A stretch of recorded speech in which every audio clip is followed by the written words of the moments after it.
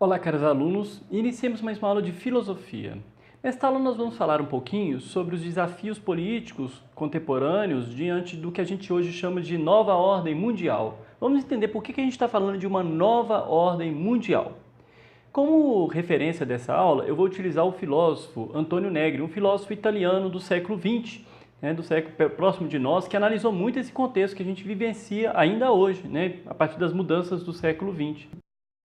Então, Antônio Negri, ele vai afirmar que todas as transformações que a sociedade tem sofrido nesses últimos tempos, elas tornaram inúteis os conceitos clássicos de política que a gente já viu em aulas anteriores, aquela ideia de soberania do Estado, etc. Por quê? Por causa da globalização.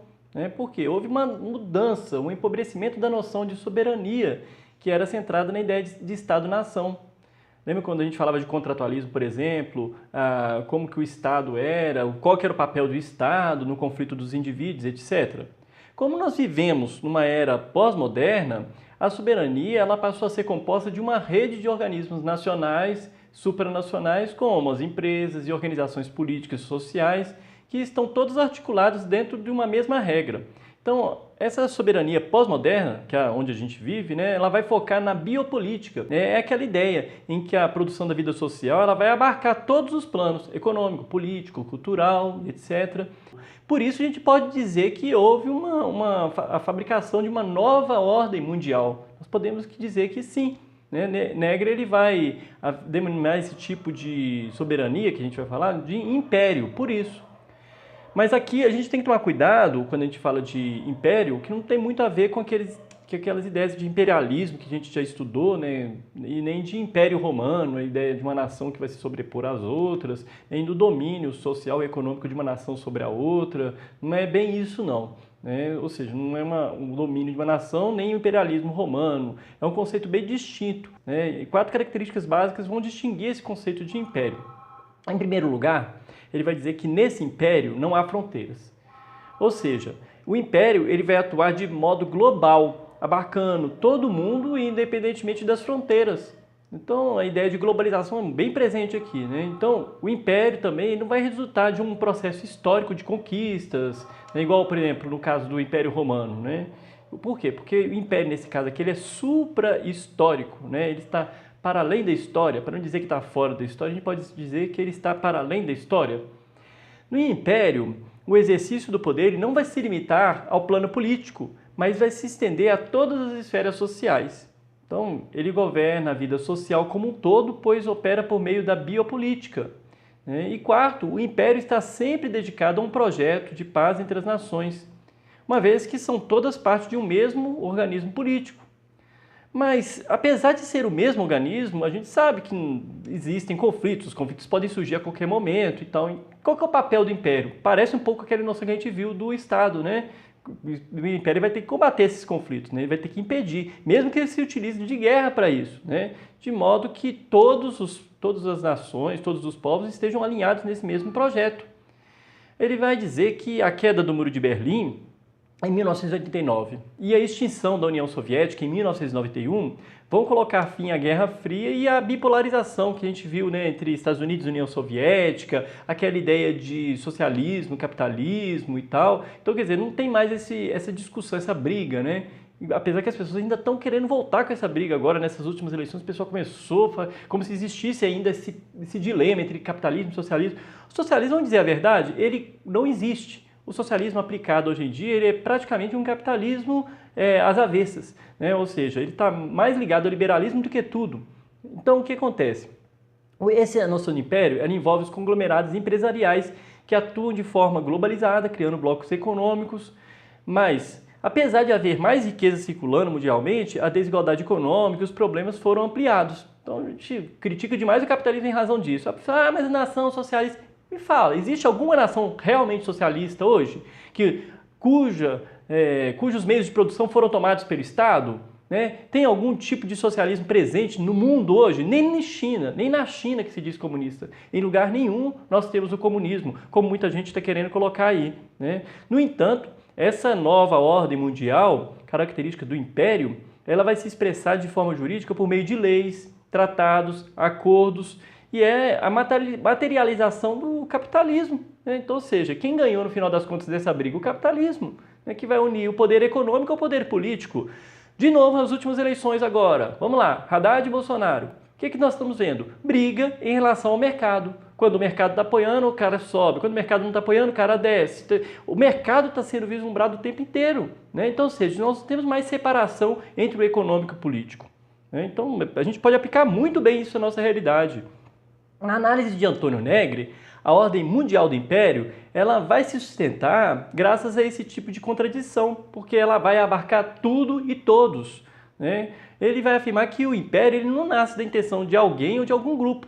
O império ele vai se constituindo aos poucos nos movimentos, no jogo político, nas instituições sociais, ou seja, ele brota do meio social, não tem como discutir. O império ele nasce dessas necessidades humanas, dessas brigas, etc., desse consenso, inclusive, nós vamos falar disso, né? Ele está aberto a essa diversidade das diferenças sociais.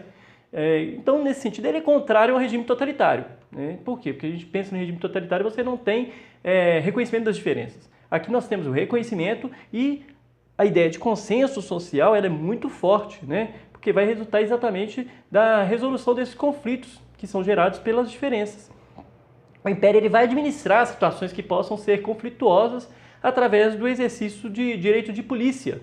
Então aqui que aparece um conceito interessante que é o direito de polícia. Quem pode fazer isso? O império. Ele vai agir quando? Sempre? Não. Por quê? Primeiro ele vai tentar através do poder jurídico, como eu disse, através dos tratados, etc., dos acordos.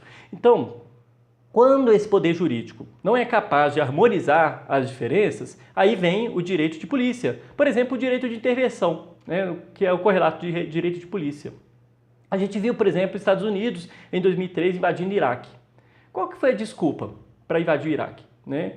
Então, a ideia é como se o Iraque tivesse colocado em risco a ordem imperial, né? Então, qual que é o objetivo? Resgatar o equilíbrio das forças, né? Por quê? Porque para eles, aquele país estava sendo dominado pela ditadura, nós tínhamos armas químicas que colocavam em risco a segurança mundial, etc., né? Então, pela lógica do império, a invasão ela não poderia ser condenada como uma intervenção ilegítima. Por quê? Para eles, isso não feriria em nenhum momento a soberania política daquele país. Pelo contrário, ela estaria ali para recuperar, para resgatar para a comunidade global uma situação de paz e segurança e a soberania deles, né? Então, basicamente, essa que era a ideia central. A gente sabe que não foi bem assim, né? Negri, ele vai afirmar que o império, ele atua de maneira virtual. É como se fosse uma máquina de alta tecnologia, construída para controlar os eventos marginais e organizada para dominar, né? O império, ele representa hoje a ordem global do capital, que articula economia e política, produção e circulação de bens e ideias. Mas há como resistir e resgatar ao controle que o império nos impõe? Negri, ele vê possibilidades de resistência ao império. E mais do que isso, ele afirma que o potencial de libertação humana ele tem aumentado muito. Segundo ele, o império é fruto da ação das massas. Ainda no século XIX, o movimento operário organizado lutava contra a exploração dos trabalhadores e defendia a necessidade da internacionalização dessa luta. Como nós vimos, o império não se restringe a uma fronteira, né? Então os militantes daquela época eles compreendiam que as lutas dos trabalhadores não poderiam ficar restritas aos seus países, pois o capital é internacional, não é? E não respeita fronteiras políticas, não é isso? E hoje a gente vê, né? O mercado não é só o mercado nacional, essas eleições. Como que o mercado internacional está influenciando nessas eleições? É isso? Por isso, foram as massas, né, segundo Negri, que exigiram o nascimento do império.